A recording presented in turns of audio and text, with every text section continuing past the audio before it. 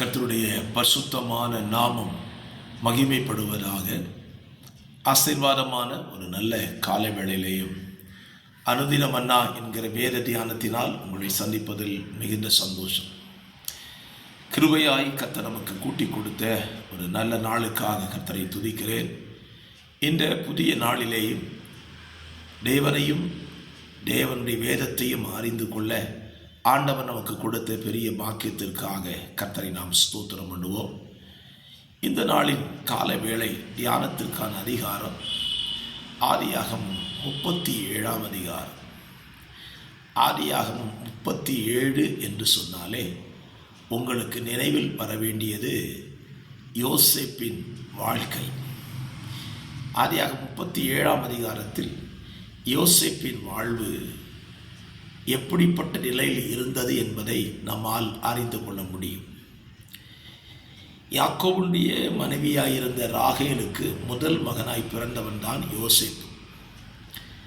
யோசேப்பு தன்னுடைய 17ஆவது வயதில் நேரிட்ட ஒரு துயர சம்பவங்கள் தான் இந்த அதிகாரத்தில் விவரிக்கப்படுகிறது.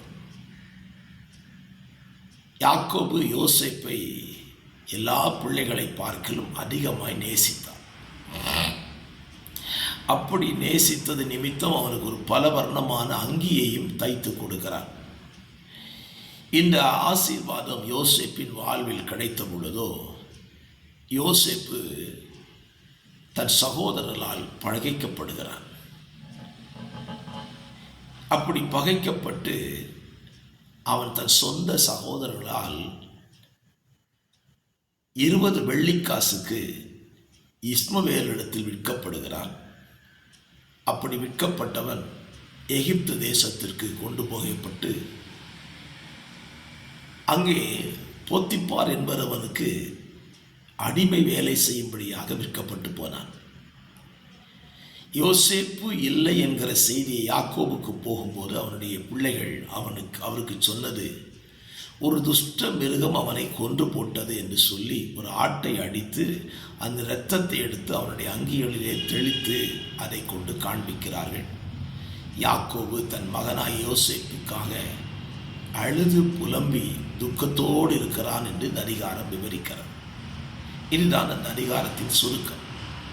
இன்றைக்கு நம்முடைய தியானம் என்ன என்பதை அவன் இந்த காலவெளியில் சிந்திக்கலாம்.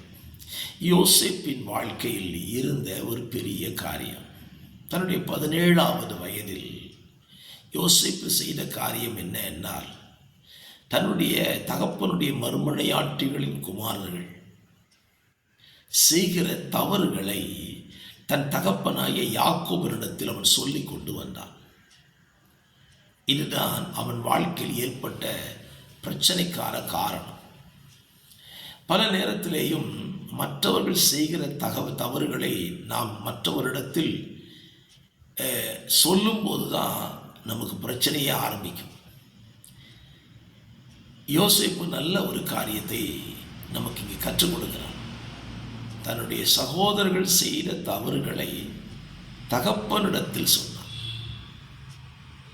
இன்றைக்கும் தேவனால் தெரிந்து கொள்ளப்பட்ட தேவ ஜனங்கள், தேவ பிள்ளைகள் செய்கிற தகவல்களை தகப்பனிடத்தில் சொல்வதுதான் சரியே தவிர மற்றவரிடத்தில் இதை குறித்து தூற்றி திரிவது அது அவ்வளவு நல்லதல்ல. இன்றைக்கும் பாருங்கள், யூடியூப் சேனலை ஓப்பன் பண்ணால் ஊழியர்கள் செய்கிற தவறுகளை எடுத்து அதுவே ஒரு சேனலாக ஓட்டி கொண்டிருக்கிறார்கள். அநேக ஊழியர்களை குறித்து குறை பேசுவதை இவருடைய ஊழியமாக்கி கொண்டார்கள். யோசேப்புக்கு நமக்கு ஒரு பாடம் கற்றுக் கொடுக்கிறார். அவனோடு கூட இருந்த சகோதரர்கள், தகப்பனுடைய பிள்ளைகள் தவறு செய்யும் போது அதை தகப்பனிடத்திற்கு சொன்னான் என்று எழுதப்பட்டிருக்கிறது. அப்படியானால் எல்லாருடைய வாழ்க்கையிலையும் தவறு என்பது வருகிறதான் செய்கிறது. அப்படி தவறு வரும்போது அந்த தவறுகளை நம்முடைய தகப்பனாயிருக்கிற ஏசப்பாவிடத்தில் நம்ம சொல்லணும்.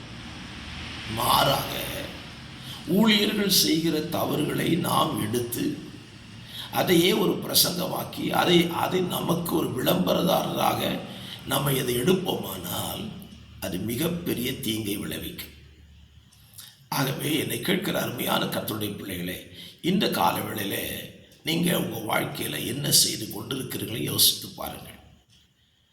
மற்றவர்கள் செய்கிற தவறுகளை அல்லது ஊழியர்கள் செய்கிற தவறுகளை நீங்கள் எடுத்து அதை மற்றவர்களுக்கு சொல்லிக் கொண்டிருக்கிறீர்களா, அல்லது அவருடைய தவறுகளை தேவனிடத்திற்கு தெரியப்படுத்தி, தேவனே உம்முடைய நாமம் தரிக்கப்பட்ட இந்த ஜனங்கள் இப்படியெல்லாம் செய்கிறார்களே, இவர்களை மனமாற்றும் ரட்சியும் என்று சொல்லி தேவனிடத்தில் சொல்லுகிறீர்களா? யோசித்து பாருங்கள். நீங்கள் அப்படி தேவனிடத்தில் சொல்லுகிறவர்களாக இருந்தால் உண்மையாகவே நீங்கள் பாக்கியவான்கள். தேவன் அவர்களை ரட்சிப்பதற்கு அது ஒரு வழியாக இருக்கும். யோசேப்பு தகப்பனிடத்தில் சொன்னதுனால என்ன நடந்துச்சு? சகோதரர்களாலே பகைக்கப்பட்டான். நான் சொல்லுவேன், நாம் நம்முடைய பரம தகப்பனிடத்தில் தெரிவிப்போமானால் நம்மை பகைக்க பூமியில் மனிதர்கள் வரமாட்டார்கள். ஏனென்றால் நாம் தேவனிடத்தில் சொல்வது அவர்களுக்கு தெரியாதல்லவா? சிலர் பாருங்க, மற்றவங்க தவிர தேவன்கிட்ட சொல்கிறேன்னு சொல்லிட்டு பொதுவாக உட்கார்ந்து ஜெபம் பண்ணுவாங்க. அதுவும் தவறு தான். பொது இடங்களிலேயும் அப்படி ஜெபம் பண்ணக்கூடாது. நம்முடைய தனி ஜெபங்களிலே அப்படிப்பட்ட ஜெபங்களை செய்வோமானால் நாம் உலகத்தாரால் பகைக்கப்படாதிருப்போம், சொந்த ஜனங்களால் பகைக்கப்படாதிருப்போம். ஆகவே யோசேப்பு கற்றுக் கொடுக்கிற இந்த நல்ல பாடத்தை இன்றைக்கு உங்கள் வாழ்க்கையில் அபியாசப்படுத்துங்கள். மற்றவர்கள் செய்கிற தவறுகளை அவர்களைப் போலுள்ள மற்ற ஜனங்களிடத்தில் சொல்லாமல் எல்லாருக்கும் தகப்பனாக இருக்கிற தேவனிடத்திற்கு தெரியப்படுத்துங்கள். ஜெபிக்கலாமா? பரிசுத்தமுள்ள நல்ல பிதா, இந்த நல்ல காலை வேளையிலே யோசேப்பின் வாழ்விலே நாங்கள் கற்றுக்கொண்ட இந்த பாடம் எங்கள் வாழ்க்கைக்கு பிரயோஜனமாக இருக்கட்டும். தவறுகளை மனிதர்களிடத்தில் அல்ல, தேவனிடத்தில் நாங்கள் தெரியப்படுத்த எங்களுக்கு கிருபைத்தார். இந்த நாளை ஜனத்துக்கு ஆசீர்வாதமாய் மாற்றிக்கொள்ளும். இந்த நாளிலே தங்களுடைய பிறந்த நாளையோ திருமண நாளையோ சந்திக்கிற பிள்ளைகள் இருப்பார்களானால் அவர்களையும் வாழ்த்தி ஆசீர்வதிக்கிறேன். கிருபை சூழ்ந்து கொள்ளட்டும். இயேசுவின் நாமத்தில் ஜெபிக்கிறேன் நல்ல பிதாவே. ஆமென், ஆமென்.